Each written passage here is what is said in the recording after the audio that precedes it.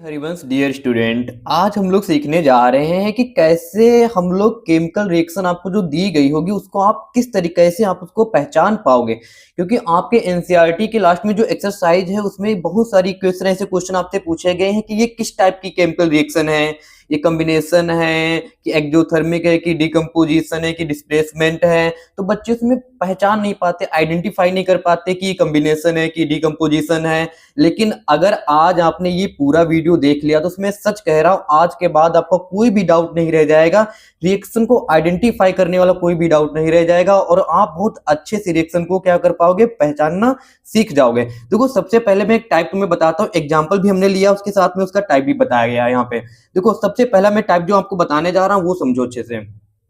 जब कोई दो सब्सटेंस, मैंने क्या कहा, जब कोई दो सब्सटेंस कंबाइन करके एक सब्सटेंस बनाते हैं तो उसको बोलते हैं कॉम्बिनेशन रिएक्शन।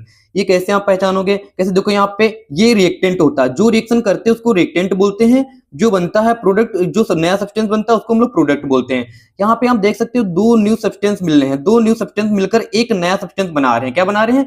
यहाँ पे हाइड्रोजन गैस और ऑक्सीजन गैस, दो गैस मिलकर क्या बना रही है? H2O, वाटर बना रही है, लिक्विड बना रही है। तो यहाँ पे हम लोग समझ गए कि देखो, रिएक्टेंट में तो दो सब्सटेंस आए हैं लेकिन प्रोडक्ट में सिर्फ एक आ रही है। ये दोनों कंबाइन होकर सिर्फ एक सिंगल सब्सटेंस बनाते हैं तो उनको बोलते हैं कॉम्बिनेशन रिएक्शन। आप कैसे पहचानोगे? जब भी देखना कि अगर प्रोडक्ट में सिंगल सब्सटेंस है, प्रोडक्ट में सिंगल ही सब्सटेंस बन रहा है तो जान जाना वो कॉम्बिनेशन रिएक्शन है। तो कॉम्बिनेशन रिएक्शन में क्या होता है, इसमें दो सब्सटेंस कंबाइन करके एक सिंगल सब्सटेंस बनाते हैं तो उसको बोलते हैं कॉम्बिनेशन रिएक्शन। शायद आपको समझ में आ गए होगा। बहुत सारे ऐसे एग्जांपल होते हैं जिसमें दो सब्सटेंस मिलकर क्या बनाते हैं, एक सिंगल सब्सटेंस बनाते हैं तो उसको हम लोग बोलते हैं कॉम्बिनेशन रिएक्शन। ठीक, अब देखो नेक्स्ट एग्जांपल जो हमने लिया है, कैल्शियम ऑक्साइड, जिसको हम लोग क्विक लाइम भी बोलते हैं। ठीक है, जब ये वाटर से रिएक्शन करता है, कौन करता है? Calcium oxide. जब किससे करता है? वाटर से रिएक्शन करता है तो बनाता है सिलेक्ट लाइम, जिसे हम लोग कैल्शियम हाइड्रोक्साइड भी कहते हैं। ठीक है, तो यहां पर भी देख रहे हो दो सब्सटेंस मिलकर, कौन? कैल्शियम ऑक्साइड और वाटर मिलकर क्या बना रहा है? सिर्फ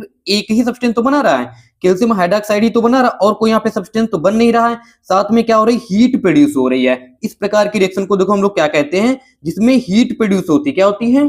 हीट प्रोड्यूस होती है तो उसको हम लोग एक्सोथर्मिक रिएक्शन बोलते हैं, जिसमें हीट प्रोड्यूस हो रिएक्शन होने पर। ठीक है, तो देखो यहाँ पे दो सब्सटेंस रिएक्शन कर रहे थे, कौन? क्विकलाइम और वाटर रिएक्शन कर रहे हैं तो एक ही सब्सटेंस बना। सब्सटेंस तो एक ही बना तो सबसे पहले तो हम इसको हम बोलेंगे कॉम्बिनेशन रिएक्शन भी है। क्यों? क्योंकि सब्सटेंस तो एक ही बन रहा है लेकिन साथ में हीट भी क्या हो रही है? प्रोड्यूस हो रही है। तो इस रिएक्शन को हम लोग बोलेंगे कॉम्बिनेशन तो है ही, ये साथ में क्या है? एक्सोथर्मिक भी है। तो इस रिएक्शन को क्या बोलेंगे? कॉम्बिनेशन भी है और एक्सोथर्मिक। कॉम्बिनेशन क्यों? क्योंकि ये दो सब्सटेंस मिलकर इसमें एक ही सब्सटेंस बना रहे हैं, इसलिए कॉम्बिनेशन है। एक्सोथर्मिक क्यों है? क्योंकि इस रिएक्शन में हीट क्या हो रही है? रिलीज हो रही है, इसीलिए हम लोग इसको क्या बोलते हैं? एक्सोथर्मिक रिएक्शन बोलते हैं।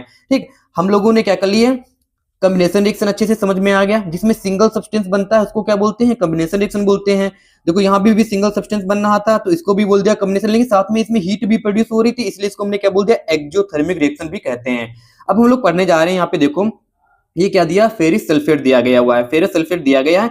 इसको जो हम लोग हीट देते हैं, क्या देते हैं? हीट देते हैं। तो यहाँ पे देखो क्या बनने, तीन नए सब्सटेंस बनने हैं। क्या हो रहे हैं? तीन नए सब्सटेंस बनने। रिएक्टेंट कितने हैं? रिएक्टेंट तो एक ही है लेकिन प्रोडक्ट कितने बनने हैं? 3 बनने हैं। इसका मतलब कहीं ना कहीं ये सब्सटेंस क्या हो रहा है? डिकम्पोज होकर क्या दे रहा है? 3 सब्सटेंस बना रहा है। तो ऐसी रिएक्शन जिसमें रिएक्टेंट सिर्फ एक हो लेकिन प्रोडक्ट कितने बने? एक से ज्यादा बनते हैं तो उनको बोलते हैं डिकम्पोजिशन रिएक्शन। बिल्कुल ये कॉम्बिनेशन रिएक्शन के क्या है? देखो अपोजिट है। इसमें रिएक्टेंट एक से ज्यादा होते थे लेकिन प्रोडक्ट एक होता था। इसमें क्या है? रिएक्टेंट एक है लेकिन इसमें प्रोडक्ट ज्यादा एक से बनते हैं। ठीक है, तो ऐसी रिएक्शनों को क्या बोलते हैं? Decomposition reaction. अब डिकम्पोजिशन रिएक्शन के बारे में थोड़ा मैं और आपको बताना चाह रहा हूँ, वो समझ लो। डिकम्पोजिशन रिएक्शन ऐसी रिएक्शन होती है जिसमें हम लोगों को क्या होती है? एनर्जी देनी पड़ती है। क्या करनी पड़ती है? एनर्जी इनको देनी करनी। क्यों हमें एनर्जी देनी पड़ती है? क्योंकि हमें इनको डिकम्पोज कराने के लिए हमें एनर्जी देनी पड़ती है। तो डिकम्पोजिशन रिएक्शन को हम लोग साथ में एक इंडोथर्मिक भी बोलते हैं। क्या बोलते हैं? जो डिकम्पोजिशन रिएक्शन होती हैं उनको हम लोग इंडोथर्मिक भी बोलते हैं। क्यों? क्योंकि डिकम्पोज हम लोग हीट के द्वारा भी कराते हैं। ठीक है, और इलेक्ट्रिसिटी के द्वारा भी डिकम्पोज कराते हैं, सनलाइट लाइट के द्वारा भी क्या होती है? इसकी डिकम्पोज कराया जाता है। ठीक है, तो ऐसी रिएक्शन जिसमें एक सब्सटेंस, क्या? एक सब्सटेंस उसको हीट देने पर या इलेक्ट्रिसिटी या सनलाइट के द्वारा वो क्या हो जाए? एक से ज्यादा सब्सटेंस बनाए तो उनको हम लोग बोलते हैं डिकम्पोजिशन। और डिकम्पोजिशन रिएक्शन को भी क्या बोलते हैं? इंडोथर्मिक रिएक्शन भी हम लोग इनको बोलते हैं।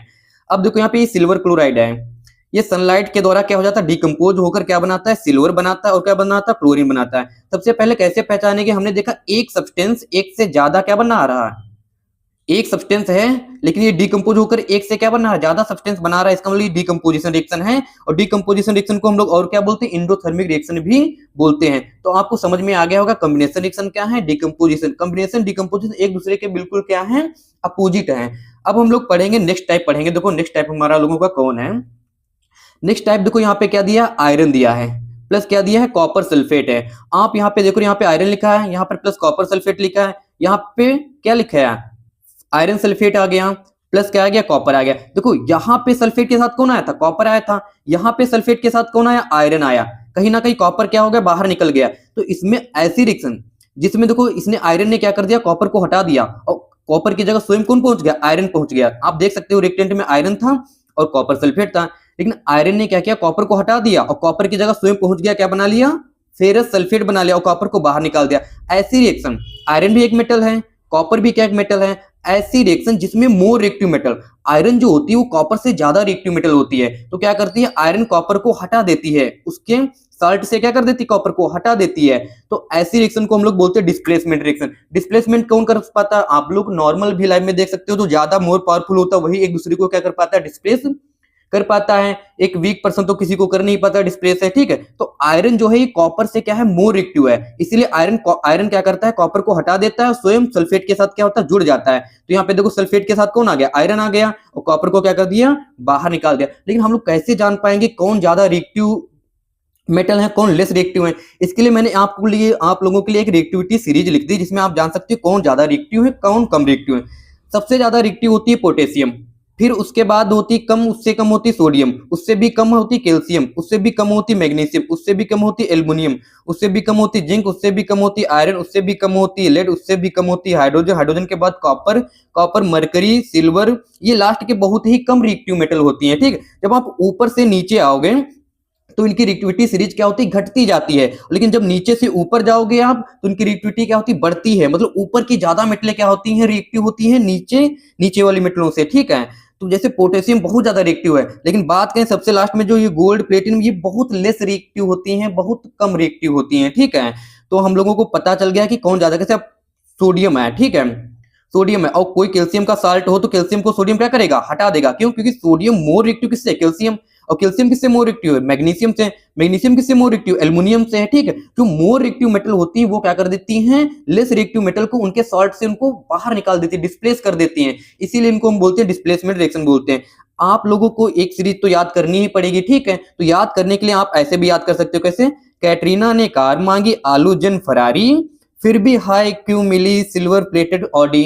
कैटरीना ने कार मांगी आलू जन फरारी, फिर भी हाई क्यों मिली सिल्वर प्लेटेड ऑडी। आप इसको एक दो बार राइम करो तो आप अच्छे समझो। कैटरीना का मतलब पोटेशियम हो गया, नी का मतलब सोडियम हो गया, कार का मतलब कैल्शियम हो गया, मैंगी का मतलब मांगी का मतलब एम ए के मैग्नीशियम हो गया, आलू का मतलब एल्युमिनियम हो गया, जिन का मतलब जिंक हो गया, फरारी का मतलब आयरन हो गया, फेरस जिसे बोलते हैं, फिर का मतलब यहाँ लेड हो गया, फिर भी का मतलब हाई का मतलब हाइड्रोजन हो गया, क्यू का मतलब कॉपर हो गया, मिली का मतलब मरकरी हो गया, सिल्वर का मतलब एजी हो गया, प्लेटेड का मतलब प्लेटिनम हो गया, ऑडी का मतलब गोल्ड हो गया। तो आप लोगों को समझ में आ गई ऐसी रिएक्शन जिसमें मोर रिएक्टिव मेटल क्या करती है, लेस रिएक्टिव मेटल को उसके सॉल्ट से हटा देती है। तो देखो यहाँ आयरन सल्फेट के साथ क्या हो गया, जुड़ गया, लेकिन कॉपर को हटा दिया। इस प्रकार की रिएक्शन को हम लोग क्या बोलते हैं, डिस्प्लेसमेंट रिएक्शन। आपको इतनी रिएक्शन समझ में आ गई होगी। अब हम लोग पढ़ेंगे डबल डिस्प्लेसमेंट रिएक्शन क्या होती है। अब हम लोगों को क्या पढ़ना है, डबल डिस्प्लेसमेंट देखो रिएक्शन पढ़ेंगे, समझते हैं। देखो इसमें क्या बना, देखो इनको हम पहचानने का तुम्हें बहुत अच्छा तरीका बताते हैं। देखो यहाँ पे क्या दिया, सोडियम सल्फेट, क्या दिया गया है, सोडियम सल्फेट। यहाँ पे क्या दिया गया, बेरियम क्लोराइड दिया, ठीक है, ठीक है। अब यहाँ पे देखो बेरियम सल्फेट, यहाँ पे क्या दिया, सोडियम क्लोराइड। अब देखो यहाँ पे क्या आया था, सल्फेट आया था, क्या आया था, सल्फेट आया था। अब देखो यहाँ पे सल्फेट के साथ कौन आ रहा, बेरियम आ रहा, ठीक है, आ रहा कि नहीं आ रहा, सल्फेट के साथ कौन जुड़ गया, बेरियम जुड़ गया, ठीक है। यहाँ क्लोरीन क्लोराइड के साथ कौन जुड़ गया, सोडियम जुड़ गया, कौन जुड़ गया, सोडियम किसके साथ जुड़ गया, क्लोराइड के साथ में जुड़ गया।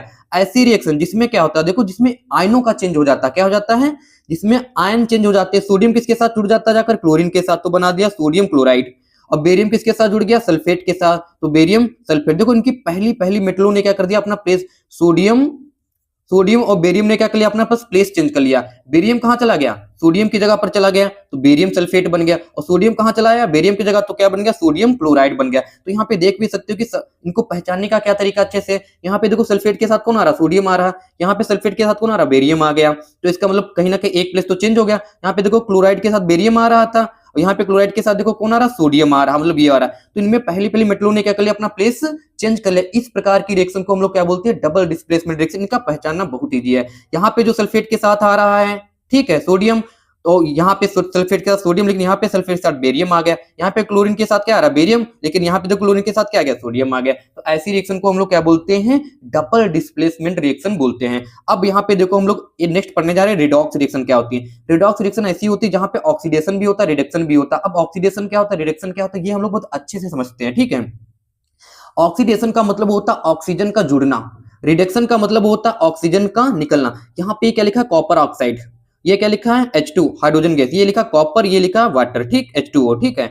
अब यहाँ पे देख लो कॉपर ऑक्साइड से ऑक्सीजन क्या हो रही है, निकल रही, तभी तो यहाँ पे सिर्फ क्या बचा, कॉपर बचा है। तो देख सकते हो कि कॉपर ऑक्साइड का क्या हो रहा है, रिडक्शन, क्यों, क्योंकि कॉपर ऑक्साइड से ऑक्सीजन निकल रही है, और निकल कर जुड़ किस में रही है, H2 में, तभी तो यहाँ पे H2O हो गया। तो H2 का क्या हो रहा, ऑक्सीडेशन, क्यों, क्योंकि H2 में ऑक्सीजन जुड़ रही है, तभी तो यहाँ पे H2O हो रहा। और कॉपर ऑक्साइड से ऑक्सीजन निकल रही, तभी तो यहाँ पे कॉपर बचा है। तो देखो जिससे निकलती है उसका क्या होता है, रिडक्शन होता है, जिसमें ऑक्सीजन जुड़ती है उसका क्या होता है, ऑक्सीडेशन हो रहा है। H2 में ऑक्सीजन, ये कॉपर ऑक्साइड से ये ऑक्सीजन निकलकर कहाँ जुड़ती है, यहाँ पे आ जाती है, इससे जुड़ती है। तो H2 का क्या हो गया, ऑक्सीडेशन हो गया, और कॉपर ऑक्साइड का क्या हो गया, रिडक्शन हो गया। ऐसी रिएक्शन जहां पे क्या ऑक्सीडेशन रिडक्शन दोनों साथ साथ होते हैं, उनको हम लोग बोलते हैं रिडॉक्स रिएक्शन बोलते हैं। अगर आपको समझ में आया तो आप कमेंट में जरूर बताना, अगर नहीं समझ में आया है तब भी आप बताना, ठीक। मैं फिर से एक बार ट्रायल करूंगा आपको बहुत अच्छे से समझाने का, ठीक है। और नेक्स्ट टॉपिक आप किस पर चाहते हो वो भी मुझे बता देना, कि हम लोग बैलेंसिंग नहीं, सबसे पहले हम लोग बैलेंसिंग सीखेंगे, फिर हम लोग क्या करेंगे, एनसीईआरटी के सारे क्वेश्चन बहुत आपको इजी मेथड में सॉल्व कराएंगे, ठीक है। श्री हरिवंश।